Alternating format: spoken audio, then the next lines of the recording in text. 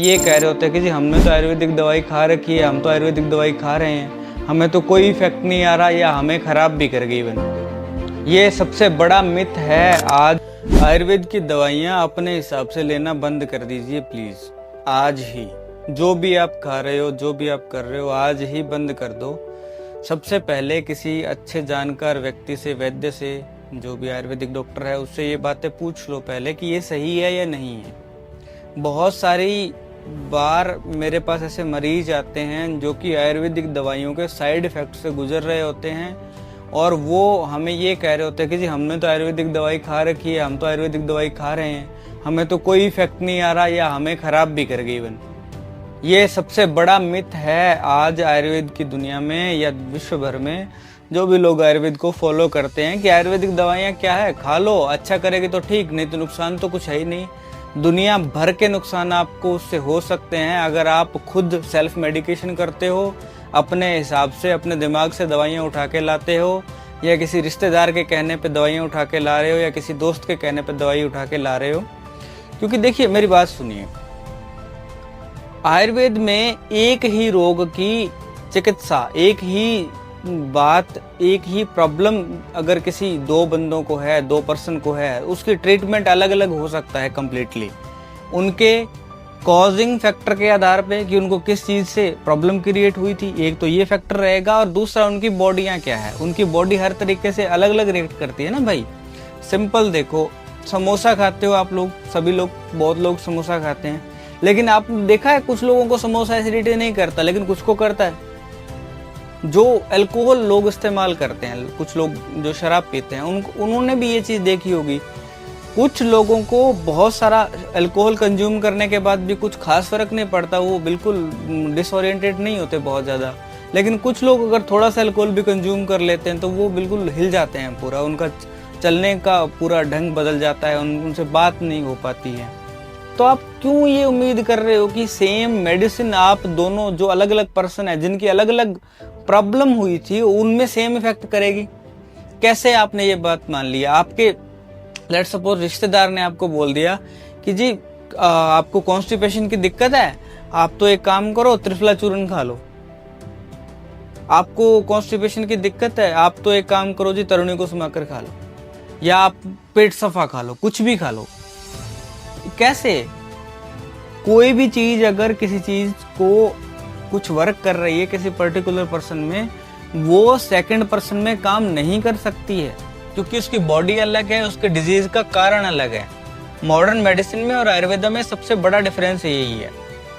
Modern medicine में क्या होता है कि आपको बुखार है तो आपको पैरासीटामोल ही जाएगी, लेकिन फिलोसफिकली डिफरेंस कहाँ आ जाता है कि अब अगर किसी बंदे का टेम्परेचर रेज हुआ है तो वो वैद्य की बुद्धि है, वो डॉक्टर की बुद्धि है कि उसको ये डिसाइड करना है कि इसको हीट स्ट्रोक हुआ है उसकी वजह से इसका टेम्परेचर रेज है, या इसको इन्फेक्शन हुआ उसकी वजह से टेम्परेचर रेज है, क्योंकि फीवर दोनों में मिल रहा है, या टाइफाइड हुआ है उसकी वजह से, या डेंगू हुआ है उसकी वजह से, या मलेरिया हुआ है उसकी वजह से, या कोई वायरल इन्फेक्शन हुआ है उसकी वजह से हुआ है। वो डॉक्टर का काम है वो डिसाइड करना, उसके अकॉर्डिंग आपको मेडिसिन देना। आयुर्वेद में भी सेम चीज लागू होगी, आयुर्वेद की फिलोसफी में भी सेम चीज होती है। आपकी नाड़ी परीक्षण होना चाहिए, आपका मल मूत्र का परीक्षण हो सकता है, आपका जीभ का परीक्षण हो सकता है, आपकी आंखों का परीक्षण हो सकता है। उसके बाद एग्जामिनेशन के बाद, असेसमेंट के बाद आप जो है कोई भी चीज को इस्तेमाल करें। मेरे पास अभी एक केस आया था, कोई व्यक्ति बोल रहा था कि मैंने तुझे लीवर को ठीक करने के लिए पुनर्नवारिश नाम की एक दवाई पी थी, लगातार पी रहे, वो 4-5 बोतल पी गया। वो बिल्कुल काइंड ऑफ फिट आदमी था, खेती करने वाला बिल्कुल साधारण आदमी था, बिल्कुल कुछ ऐसा नहीं जंक फूड खाने वाला बंदा था। लेकिन जैसे उसने 4-5 बोतल खत्म की ना, वो एकदम से मेरे पास कंप्लेंट लेके आया कि मुझे दिखना ब्लर हो गया है, मुझे दिख नहीं रहा है अच्छे से, मेरा वेट लॉस बहुत ज़्यादा हो रहा है, मुझे बहुत ज़्यादा प्यास लग रही है, मुझे बहुत ज़्यादा पेशाब आ रहा है। तो जैसे मुझे ये तीनों सिम्टम मिले, पॉलीफेजिया, पॉलीडिप्सिया, पॉलीयूरिया, जो कि तीनों डायबिटीज़ के लक्षण हैं, बहुत ज़्यादा प्यास लगना, बहुत ज़्यादा भूख लगना और बहुत ज़्यादा थकावट होना।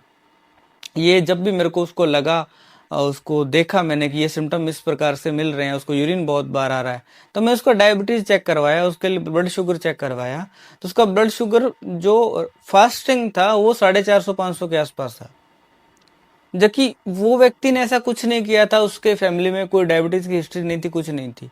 तो जैसे मैंने हिस्ट्री उसकी ली तो मुझे ये बात सामने आई है कि वो अपनी मर्जी से कोई कुछ भी दवाई ले रहा था।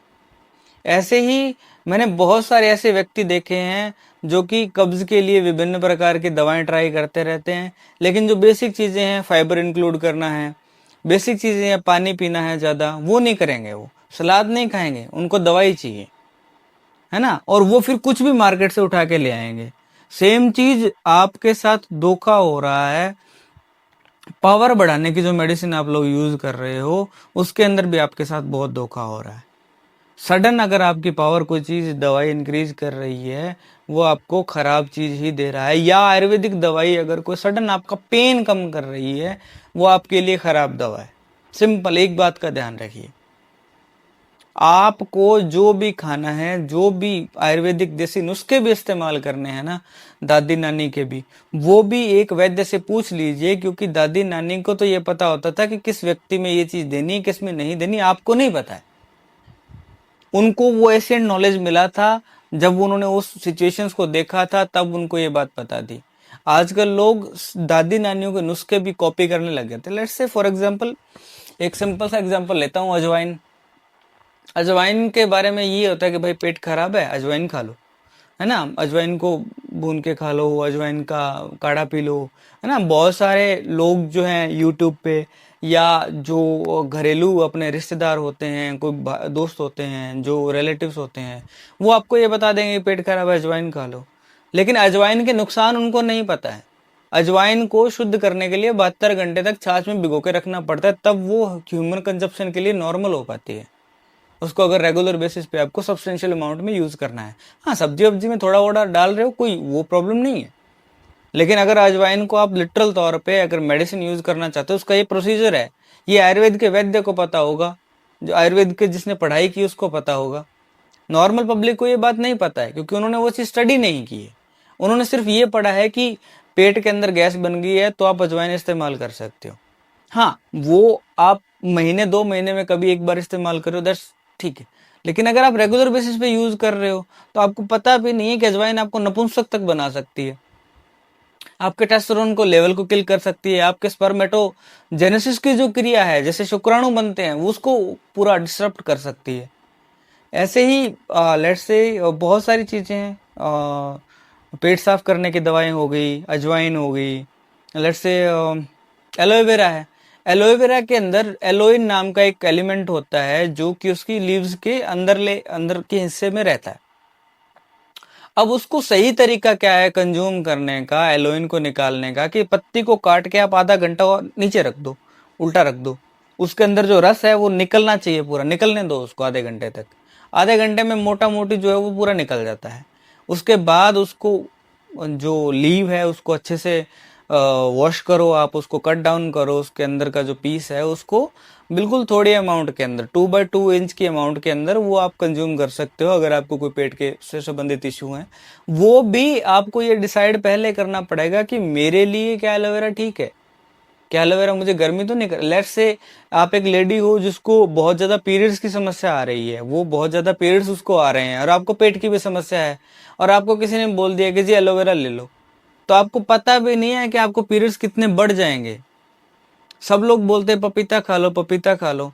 अगर आपको पीरियड्स ज्यादा आ रहे हैं, पपीता खाने मात्र से ही आपके पीरियड्स बहुत ज्यादा मात्रा में आ जाएंगे, और आपको पॉली मेनोरिया हो रहा है या डिसमेनोरिया हो रहा है, पेनफुल पीरियड्स हैं, या आपको बहुत ज्यादा मात्रा में पीरियड्स आ रहे हैं, अगर आपने अजवाइन खा ली गलती से, अगर आपने एलोवेरा खा लिया गलती से, अगर आपने लेट्स से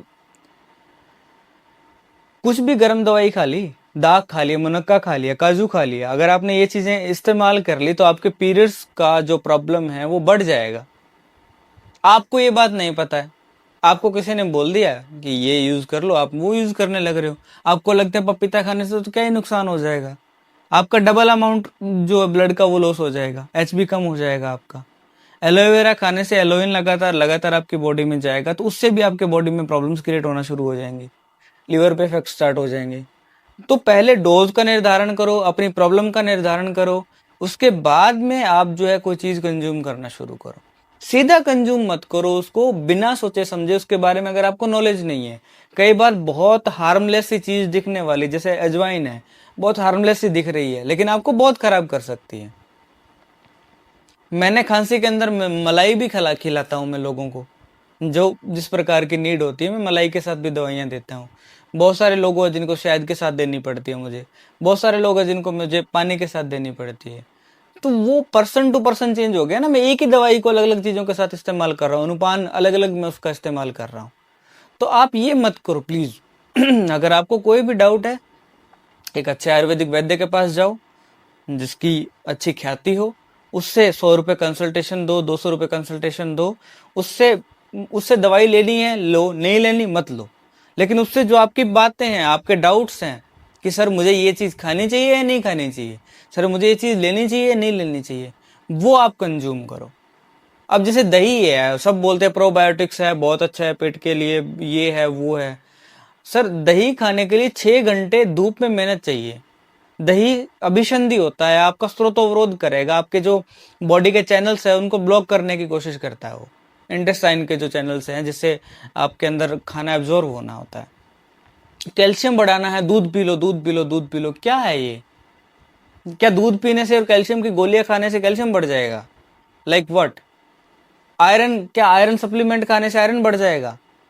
आयरन, अगर सिंपल दाल का एग्जांपल ले लो, उसके अंदर अगर नींबू डाल के आप ले रहे हो तो आपकी बॉडी के अंदर आयरन का जो लेवल है एकदम शूट कर जाएगा, क्योंकि आयरन के अंदर ऐसी बाइंडिंग कैपेसिटी होती है जो कि आपके फूड के आयरन को लेके मसल्स के अंदर जहां भी उसकी रिक्वायरमेंट होती है लीवर के अंदर, उसको लेके जाता है, उसको बायो अवेलेबल बनाता है। सेम चीज कैल्शियम के साथ ही, उसको एक इंट्रिंसिक फैक्टर की जरूरत होती है जो कि कैल्शियम को जो आपका डाइट के अंदर लिया हुआ है उसको आपकी बॉडी के लिए बायो अवेलेबल कैसे करवाएगा? वो काली मिर्च के अंदर होता है, सौंफ के अंदर होता है। वो आप कहाँ से, आपको वो ये बात तो पता ही नहीं है।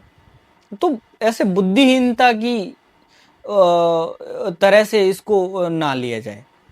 इसको प्रॉपरली समझने की जरूरत है कि क्या जो चीज मैं खा रहा हूँ वो मेरे डिजीज के अकॉर्डिंग ठीक है या नहीं है, क्या वो मेरी बॉडी के अकॉर्डिंग ठीक है या नहीं है।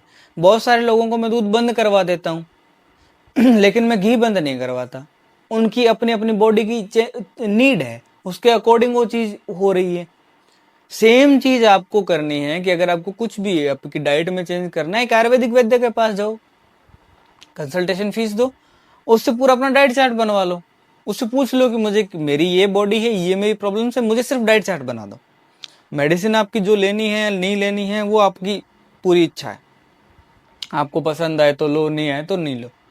लेकिन ये गलती बिल्कुल मत करो कि भाई तुम्हें बता दिया गया है कि आयुर्वेदिक दवाई तो हार्मलेस है, क्या ही हो जाएगा, कुछ भी उठा के खा लो।